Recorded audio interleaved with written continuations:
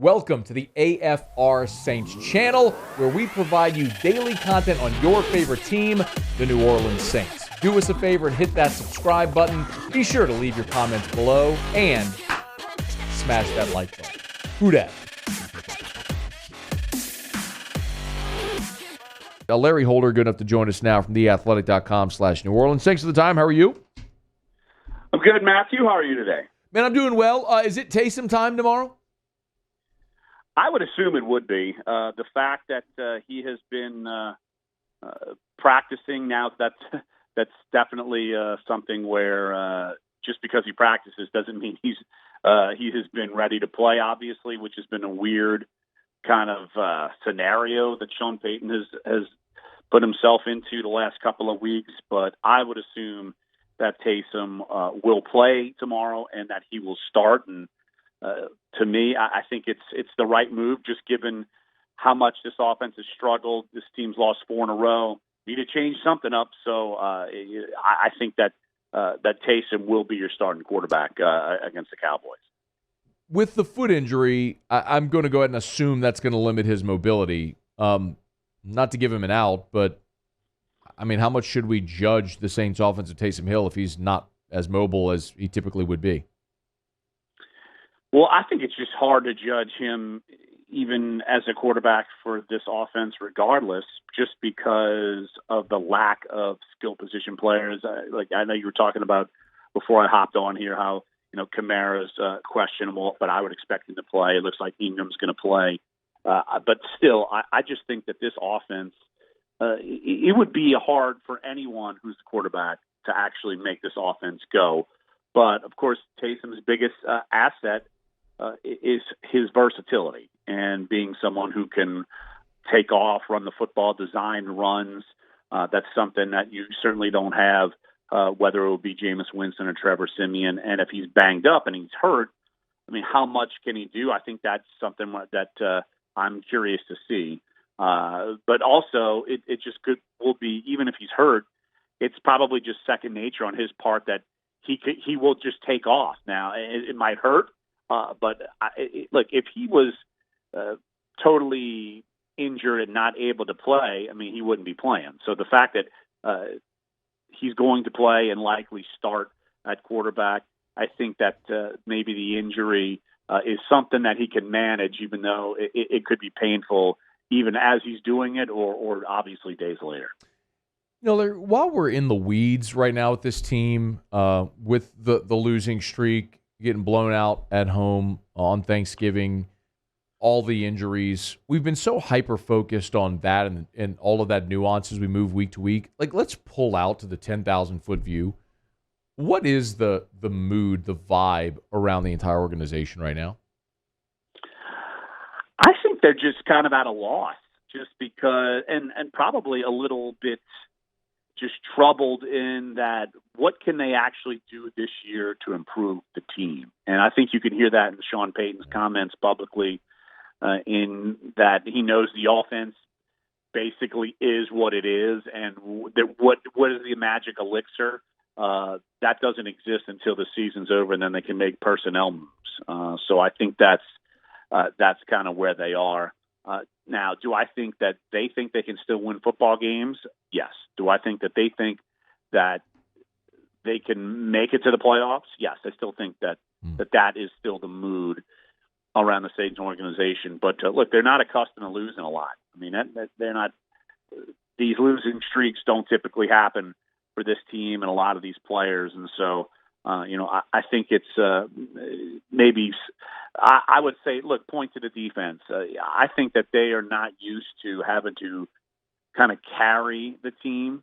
That's not really where they've been the last few years or ever, outside of the Dome Patrol. And so, but still, I think that it's human nature for them to maybe kind of wonder, all right, how much do we have to do because the offense can't move the football? So I think there's probably some, probably not finger pointing, say, in the locker room, but I think they know what the issue is, and where do you fix it? I don't think it's possible to a large degree that can happen this year. Yeah, I mean, this is an organization that has been in win now mode for 15 years, and they're they're really not. I mean, they might still be in that mode, but for what this year? I mean, do you give me they said you said they think they can still make the playoffs. Give me a blueprint for that to be a realistic possibility. Well, I think the Cowboys are actually beatable. I know they got pieces coming back, but they're going to be without a brunt of their coaching staff, including Mike McCarthy. Look, Zeke Elliott's banged up. How much will Amari Cooper actually play as he's coming off of having COVID? And so I think that this team, that the Saints are actually catching them in a good spot. So it would start here. You got to win this game. And then you got to win games like the Jets. You got to win games like against the Dolphins. And if you would look at this roadmap in any other season outside of this season, you'd say, all right, well, the Saints could probably beat Carolina. They could probably beat Atlanta. They've already beaten Tampa. So it's these are games that have become coin flip games as opposed to games that you would assume that they would win. So the Saints need to win the games that you would assume that they would win, something like Carolina, something like Atlanta. So I do think that is possible, but there's no way. I mean, that's the blueprint. I mean, they got to win games that you would normally assume that they would win, but you can't assume that right now. So that's the way they've got to get. I think they've got to be. Look, 9-8. I think is a minimum to make the playoffs. But it's that we're a good bit away from that right now as being a realistic thing. I just want to see him tank.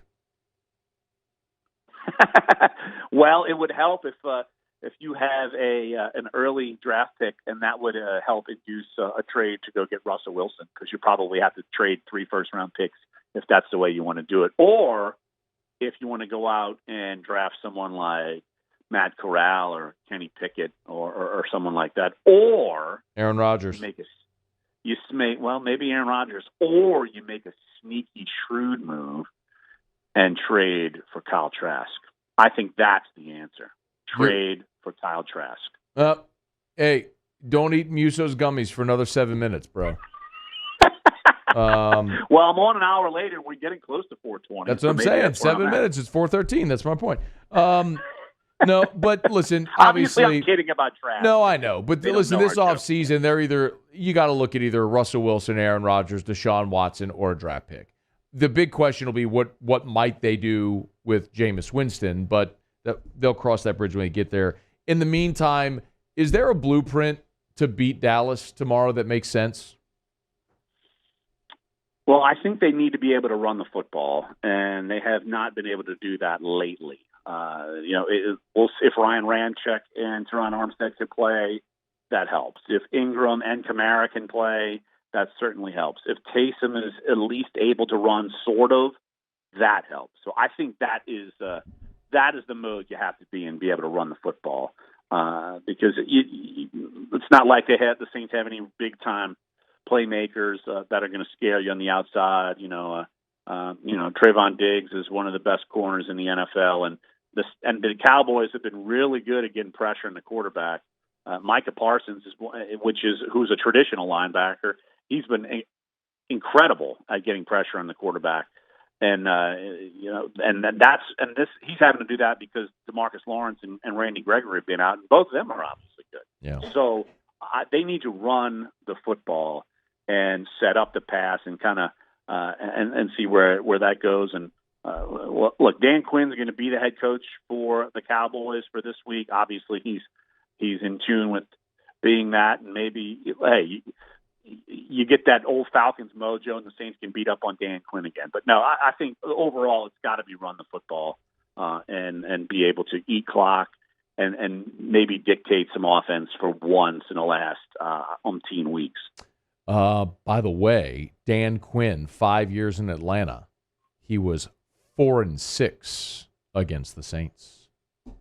That's what I'm saying.